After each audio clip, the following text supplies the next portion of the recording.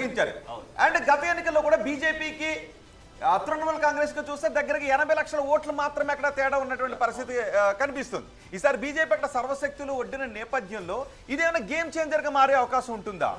BJP ఎట్టి పరిస్థితుల్లో ఖచ్చితంగా పశ్చిమ బెంగాల్ను తీసుకోవాలి, చేతిలోకి తీసుకోవాలనేది బీజేపీ చాలా సర్వశక్తులు ఒడ్డింది. సో అందులో బీజేపీ అగ్రనాయకత్వం మొత్తం అక్కడ క్షేత్రంలో దిగి ప్రచారం చేశారు.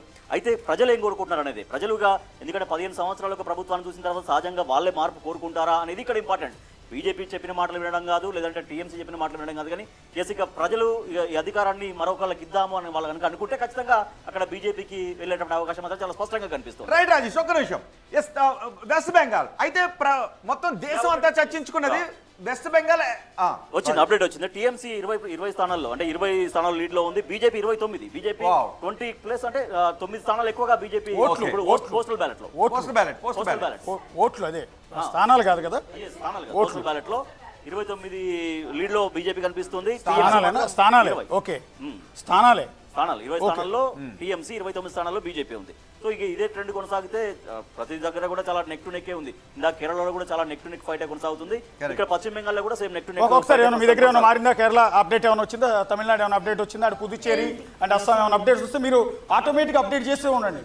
ఎల్డీఎఫ్ ప్రెసెంట్ టెన్స్ లో 53తో కంటిన్యూ అవుతోంది and UDF 45. So number game అనేది ఇంకా డిస్టెన్స్ పెరుగుతూ వస్తుంది. ఎల్డీఎఫ్ లీడ్ లో ఉంది, ఇట్స్ 54 అండ్ నంబర్ మళ్ళీ మారింది. యూడీఎఫ్ 53, ఎన్డీఏ మాత్రం తటస్థంగా అదే 2 అంటూ కూడా కంటిన్యూ చేస్తోంది. LDF 57, UDF 56. So every second మారుతోంది. ఇది పోస్టల్ బ్యాలెట్ ట్రెండ్స్ మాత్రమే, but LDF is little bit leading అని చెప్పుకోవచ్చు.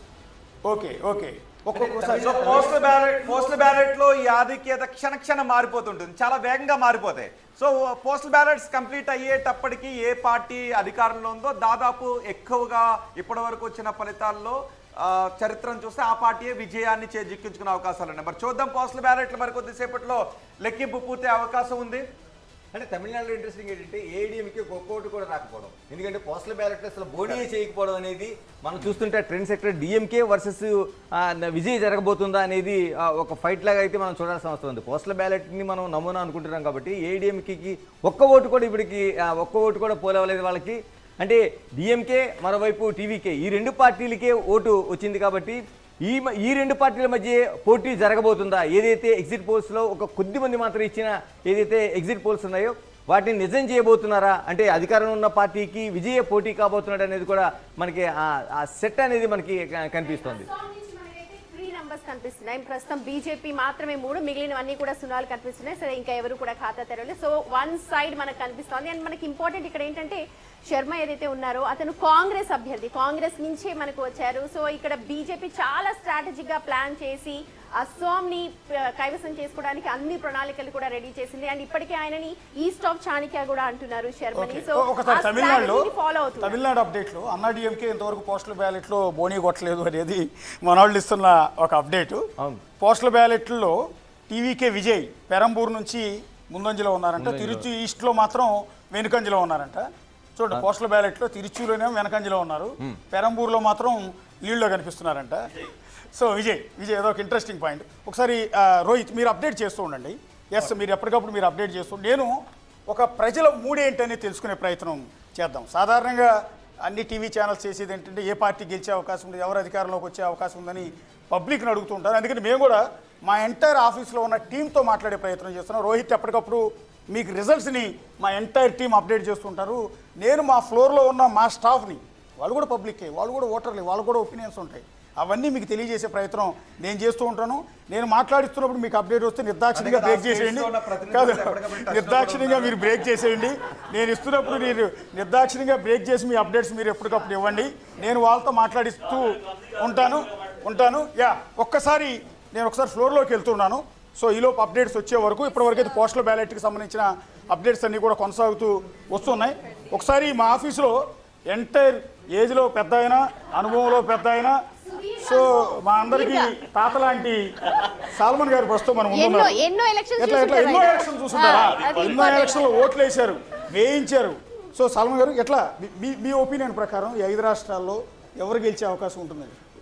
85 నుంచి విలేకరిగా వార్తలు రాస్తున్నాను, ఓట్లు వేస్తున్నాను. కానీ ఇప్పుడు జరుగుతున్న ఈ 5 రాష్ట్రాల ఎన్నికలు యొక్క ఫలితాలు మాత్రం చాలా విచిత్రంగా ఉంటాయనేది అనుమానం లేని విషయం. అందులో దానికి ప్రధాన కారణం తమిళనాడులో ఎవరో ఊహించని విధంగా పోటీ చేస్తున్న హీరో ప్రత్యేకించి దళిత నేతగా వాళ్ళ కోసమే ఆ సినిమాల్లో ఉన్న ట్రెండ్ను కూడా తీసుకొని పవన్ కళ్యాణ్ గారి లాగా వచ్చిన విషయాన్ని తమిళనాడులో ఒక సంచలనంగా ఒక ఎగ్జిట్ పోల్ వచ్చిన తర్వాత మాత్రం ఎంటైర్ నేషనల్ మీడియా కూడా ఆయన మీదనే దృష్టి పెట్టింది. అదేవిధంగా ఇప్పుడు పశ్చిమ బెంగాల్లో కూడా తప్పనిసరిగా నువ్వా నేనా, మీరా మగ ఆడ అనే ఒక సంచలనమైన ఒక ట్రెండ్ని దీదీ మోదీ మధ్యనే తప్ప ఇంకెవరి మధ్యన లేదు. సంచలనం ఏది జరిగినా సంచలనమే వెస్ట్ బెంగాల్లో. దానికి ప్రాణంగా పెట్టి దీదీ మోడీ మీదే సవాల్ చేసింది. అలాగనే మన కేరళకు వస్తే అక్కడ తప్పనిసరిగా పినరాయి విజయ్ గారి మీద ఉన్న ఒక ఆరోపణలు కానీ ఆయన అంతకు ముందుండ ఒకసారి చూస్తే ట్రెండ్స్ లో ఎల్డిఎఫ్ పడిపోతోంది. ఇట్స్ 56 రైట్ నౌ, ఇందా 57, ఇప్పుడు 56, యూడిఎఫ్ 64, ఎన్డీఏ ఇంకో ఖాతా తెరిచింది, ఇప్పుడు 3తో కంటిన్యూ అవుతోంది యూడిఎఫ్. సో లీడ్ లో ఉన్నది యూడిఎఫ్ లీడ్ లో ఉంది with 64, NDA with 3 and LDF with 57. Okay, మీరు కంటిన్యూ. దీనిని బట్టి అక్కడ ఎవరైతే సిట్టింగ్ లో ఉన్నారో వారి మీద ఉన్న ఆరోపణలు కానీ విమర్శల వల్ల యూడిఎఫ్కే అవకాశం ఉంటుంది అనేది తేటతెల్లం అవుతుంది. సో ఓవరాల్ గా ఎవరు గెలవాలని కోరుకుంటున్నారు? అక్కడ కేరళంలో ఎవరు గెలవాలని కోరుకుంటున్నారు? యూడిఎఫ్ అండి. యూడిఎఫ్ఏ. ఓకే, ఎల్డిఎఫ్ మీద ప్రేమ లేదు. ప్రేమ కాదు, అక్కడ ఉన్న పరిస్థితిని బట్టి. టీఎంసీ కేవలం 2 స్థానాల్లో మాత్రమే లీడ్లో ఉంది, బీజేపీ 6 స్థానాల్లో లీడ్లో ఉంది. సో ఇందాక కొంత నెక్ టు నెక్ కనిపించింది, కానీ మళ్ళీ మా ట్రెండ్స్ మారాయి. మళ్ళీ బీజేపీ టీఎంసీ 3, బీజేపీ 7. అంటే ఎగ్జిట్ పోల్స్ లో చెప్పిన దాని ప్రకారం బీజేపీకి ఎడ్జ్ ఎక్కువగా కనిపిస్తుంది. ఓకే, పోస్టల్ బ్యాలెట్ రిఫ్లెక్షన్ ఏ విధంగా ఉంటుందనేది ఒకసారి చూద్దాం. బీజేపీ 6, మిగిలిన వాళ్ళు ఎవరు కూడా ఖాతా తెరవలేదు. So it's very cake walk for BJP అన్నట్టే ఎగ్జిట్ పోల్స్ ఏవైతే చెప్పాయి అదే అక్కడ కూడా రిఫ్లెక్ట్ అవుతోంది మనకు అసోంలో. ఓకే ఓకే, ఇంకా అదర్ స్టేట్స్ ఏమైనా వచ్చిన అప్డేట్స్? తమిళనాడులో డిఎంకేకి 3 ఓట్లు పోలయ్యాయి. అంటే ఏఐడిఎంకేకి ఇంకా పడకపోవడం అనేది అంటే చాలా ఆశ్చర్యంగా కనిపిస్తుంది. ఎందుకంటే డిఎంకేకి 3 ఓట్లు వచ్చినాయి, టీవీకేకి ఏమో 1 ఓటు వచ్చింది.